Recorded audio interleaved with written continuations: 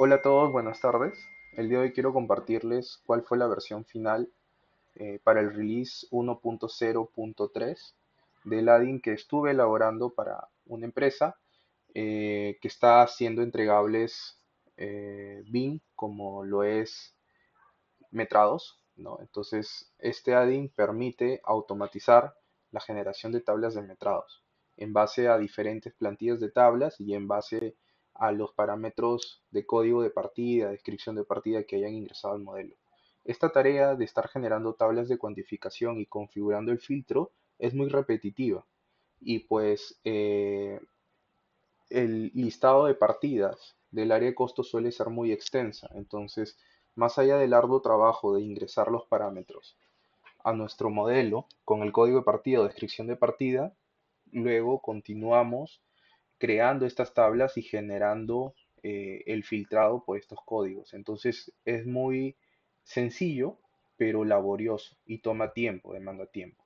Entonces, se ha permitido automatizar con este AD. Voy a mostrarles, bueno, tenemos dos tipos de instaladores para multiusuario y un solo usuario, ¿no? Dependiendo de si tu computadora de Windows tiene más de un usuario creado, ¿no? Entonces el multiusuario nos permitiría instalarlo en todas las cuentas. Entonces lo voy a instalar como multiusuario eh, y actualmente corre en Revit 2023, ¿ok? Listo, está instalado y voy a abrir Revit 2023 para mostrarles un poco el funcionamiento del mismo. Bueno, ya tengo abierto aquí el Revit con un proyecto de la misma empresa que me alcanzó para probarlo con toda la cantidad de elementos que ellos tienen modelados. Este es un proyecto de tecnologías de la información y comunicaciones, es de instalaciones de TIC. Eh, bueno, cuando abrimos, después de haberlo instalado, nos sale la típica ventana de si nos permite cargar esta aplicación externa, etcétera. Y pues ya le dimos a aceptar, abrimos el proyecto y aquí lo tenemos. El add-in en el ribbon se llama paramétrica porque es el nombre de la empresa a la cual hemos desarrollado y el comando o el add-in que hemos lanzado es el de generador automático de tablas de cuantificación. ¿Ok? Entonces, ¿cuál es el proceso? El proceso está dividido en tres pasos. Primero, analiza los elementos modelados en tres dimensiones, sean tuberías, sean canaletas, sean accesorios sanitarios, dispositivos de comunicación, etcétera. Hay una serie de categorías de Revit que tenemos configuradas para que se analice. Luego de ello, una vez que analiza, cuando me refiero a analizar es analiza los valores de los parámetros. Por defecto está configurado para que lea estos parámetros. Además de su categoría, además de su nombre de tipo de familia, puede leer dos parámetros adicionales, como puede ser el de sistema o como podemos configurar cualquier otro parámetro. Por defecto están estos, pero yo podría cambiarlos para que acorde al proyecto pueda buscar los valores de estos parámetros. Lo mismo para indicar en qué parámetro está guardado el código o número de partida y lo mismo para indicar en qué parámetro está guardado la descripción de la partida. Entonces, después de hacer esta configuración, analizamos y lee los datos. Después de analizar, nos va a aparecer un botón que nos indica de calcular cuántas tablas de cuantificación podría crear en base a los códigos de partida y en base a este filtrado que he configurado, ¿no?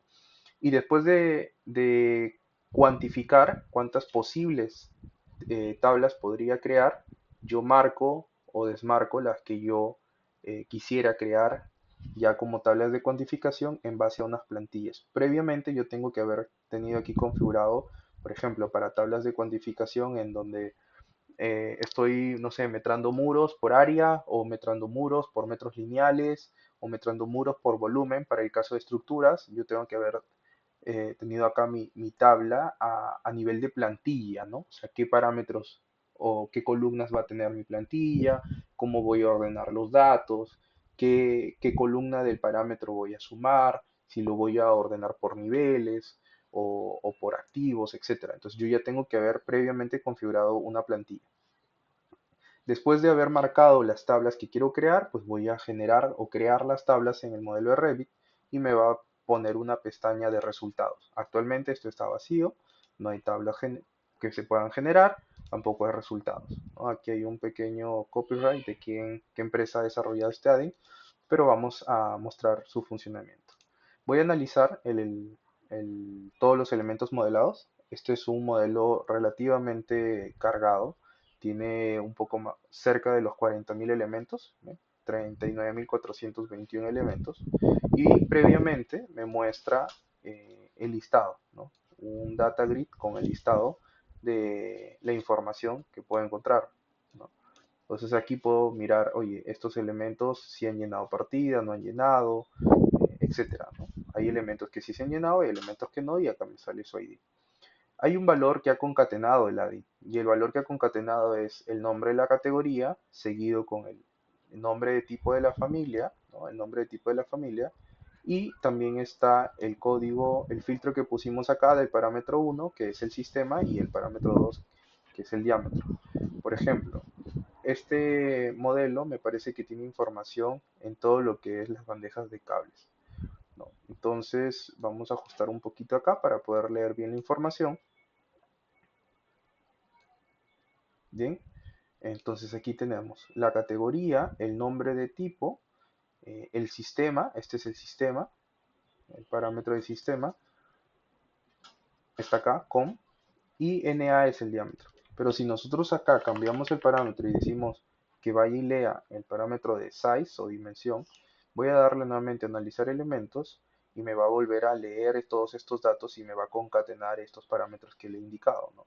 Entonces aquí, por ejemplo, ya encontró algo diferente, que tenemos de la categoría Cable Trace, tenemos este tipo de bandeja de cables de acero galvanizado, pertenece al sistema de COM de comunicaciones y su dimensión es de 200 por 100. Están llenadas sus códigos de partida y su descripción de partida, ¿no? Y así podríamos analizar diferentes categorías.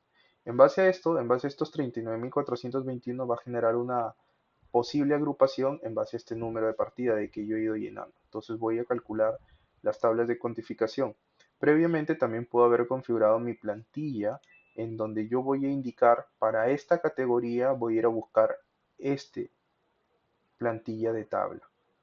Lo que va a hacer es que me va a tomar en cuenta esta plantilla, la manera en que he organizado mi tabla, el diseño que le puedo haber dado, la imagen, el color, etcétera. Y cuando yo creo una nueva tabla, va a tomar en cuenta esto. Tener en cuenta que esto es un archivo en formato JSON, es decir, el add-in, cuando lo configuras por primera vez, en los documentos crea una carpeta que se llama paramétrica, que es el nombre del add-in, y genera un archivo JSON en donde tiene, en donde tiene la configuración, ¿no? Actualmente trae esta configuración para estas categorías. Desde aquí se podría configurar o directamente sobre el ADI. Si quisiéramos pasarle nuestra configuración de este proyecto a otro compañero, pues le pasamos la carpeta o solo el archivo y él va y lo graba en la misma ruta, que es en documentos. Entonces yo aquí no tengo nada que configurar. Por ejemplo, si yo quisiera configurar la plantilla para Data Device, entonces por defecto siempre va a usar o va a buscar una plantilla con el nombre de la categoría, pero sabemos que no hay, porque estas son las tablas que actualmente existen en el proyecto. Voy a marcar para decirle que voy a personalizar la búsqueda de las plantillas, se me activa este casillero para poderla personalizar y a la vez me da un estatus, me dice que esta plantilla no la he encontrado, por eso dice no encontrada. Pero si yo coloco acá el prefijo como está en la tabla y coloco mtr data device, pues ahora me dice sí, puedo personalizarla porque sí la encuentra. Si yo agrego otro campo más, pues me dice no se encuentra. Esto se actualiza en tiempo real, busca en el modelo y ver si lo encuentra. En este caso lo encontró y listo. Entonces ya lo tengo aquí configurado. Lo mismo podría ser para el resto de categorías que tiene este modelo. Este modelo ha encontrado, según el análisis, estos tipos de categorías de elementos modelados. Entonces le voy a dar aceptar y me va a decir que se han configurado 7 plantillas personalizadas. Cierro y me regresa al análisis, que es donde me había encontrado previamente. Estas 7 plantillas están guardadas en el archivo JSON que les mostré previamente. Y para que puedan ver que se modificó, pues aquí está, ¿no? Se ha modificado el 19 de marzo a las 4:12. Si lo vuelvo a abrir, Aquí vemos, ¿no? 1, 2, 3, 4, 5, 6, 7. 7 configuraciones. Entonces, listo. Una vez que ya tengo configuradas mis plantillas, voy a hacer un cálculo de tablas de cuantificación. Es decir, el add-in solo intenta agrupar en base al valor del número de partida, que es el valor en donde las tablas se van a empezar a filtrar, ¿no? Entonces me dice, oye, mira, podrías crear 23 tablas. ¿Por qué? Porque en eso hemos ido agrupando. Pero te vas a dar cuenta que no, perdón, no eran 23, eran 440 tablas. Pero hay agrupaciones que no tienen sentido, ¿no? Y es porque pues no se han llenado la partida, no se ha encontrado el parámetro de sistema o de dimensión, de size que configuramos al inicio, por eso es que encuentra NA. Cuando encuentras un valor NA es que no he encontrado. Entonces, este análisis que hemos estado trabajando aplica más que todo para todo lo que es cable trace. Entonces, y probablemente para los dispositivos de comunicación. Entonces, si yo quisiera generar estas tablas, ¿no? Yo quisiera generar estas tablas, pues con Shift selecciono todo el bloque, marco y se me marcan todas. Se me dicen que tengo seleccionadas 18 posibles tablas y esta es la cantidad o el recuento de elementos que tengo. Probablemente diga, oye, este torre no es, ¿no? Entonces no la voy a crear porque no tiene parámetros, ¿no? Entonces la voy a marcar. Y así podría hacerlo con otras. Eh, Esta agrupación responde a que este valor concatenado sea único y que coincida con el número de partida. ¿Qué quiere decir? Que Revit, después de analizar todos estos 39.421 datos, genera un valor único que es el resultado de concatenar el nombre de la categoría, el nombre del tipo de la familia, el valor del parámetro 1 que configuramos, que en este caso era ttm-sistema, y el valor del parámetro 2, que en este caso era size.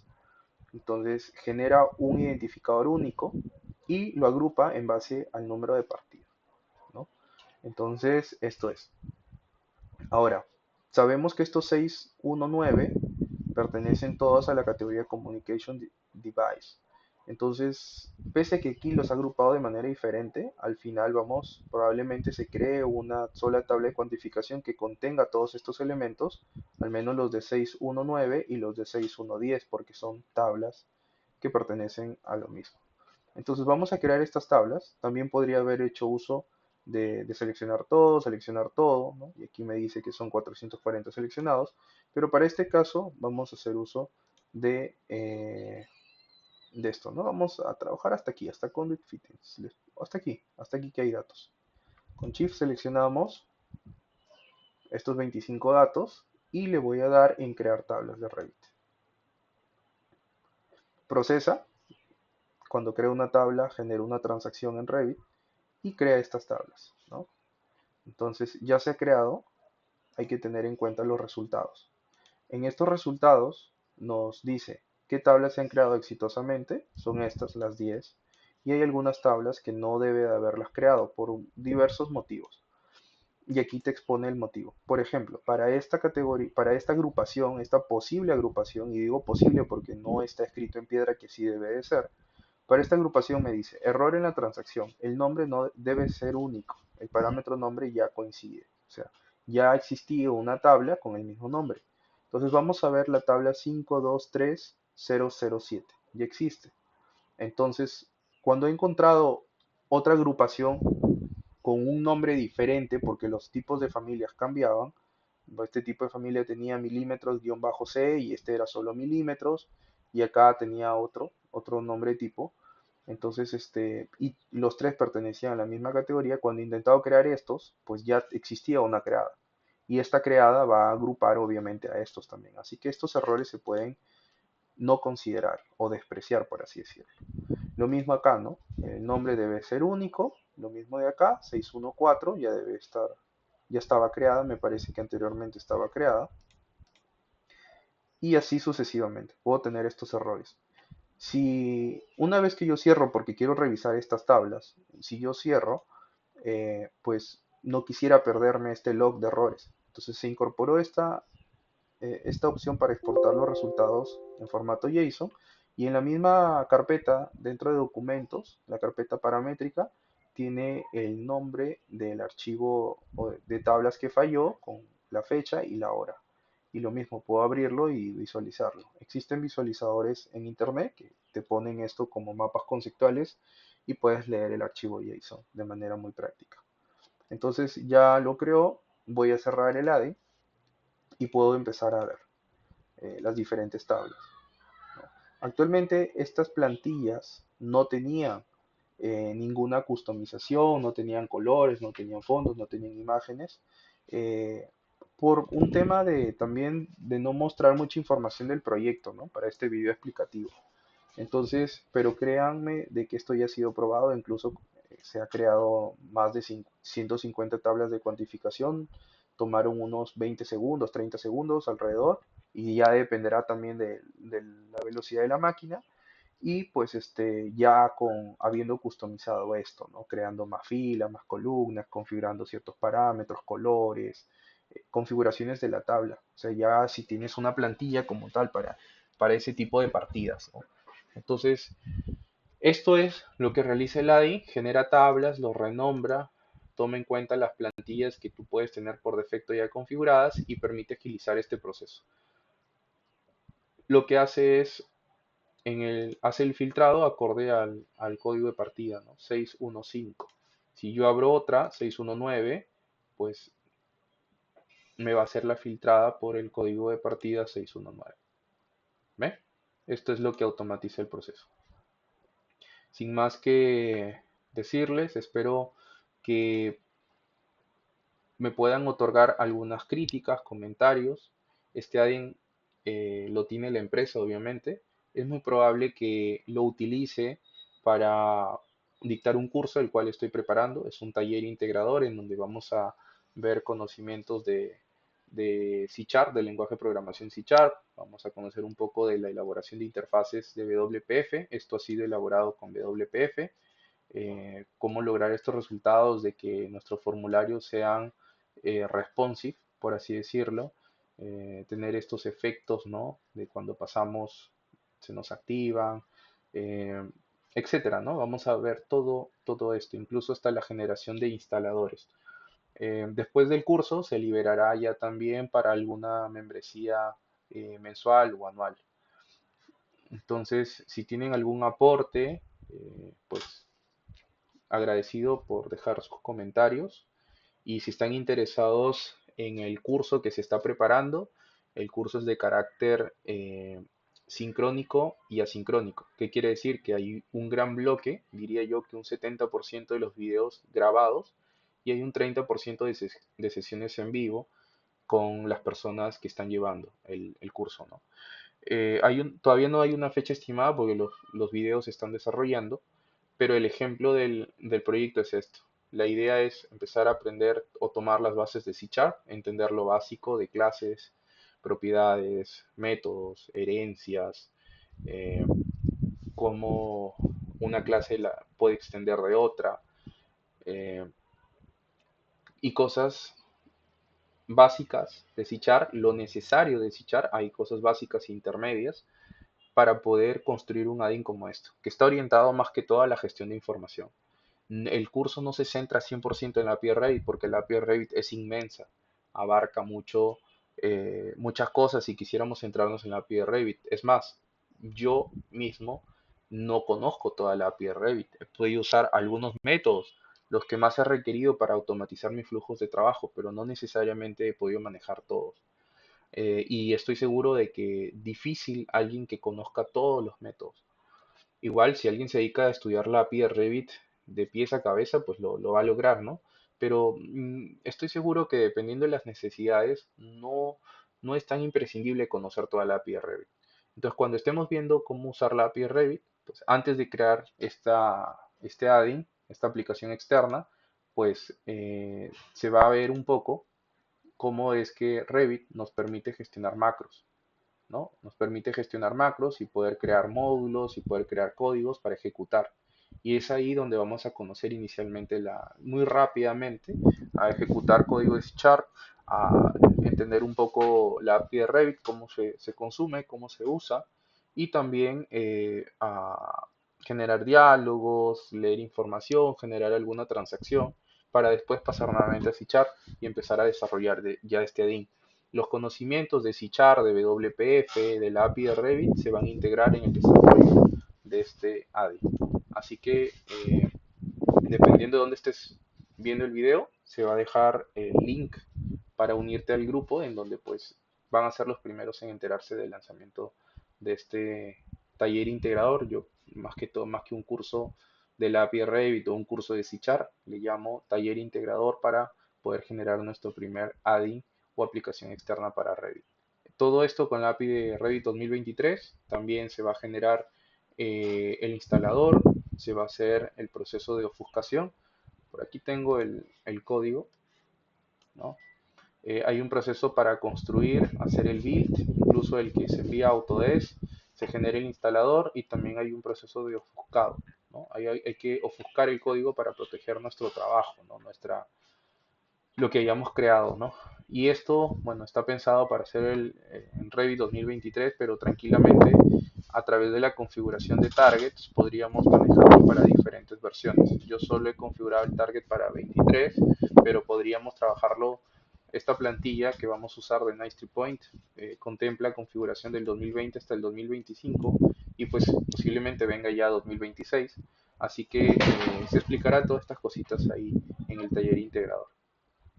Sin más preámbulo, les agradezco si tienen alguna opinión respecto a cómo mejorar el proceso del add-in, pues bienvenido sea, posiblemente se lance una versión 1.1 o qué sé yo, y cuando se libere el taller integrador o cuando se libere este add-in para uso público, pues probablemente reciba muchas más críticas. Así que les agradezco mucho por su tiempo, gracias.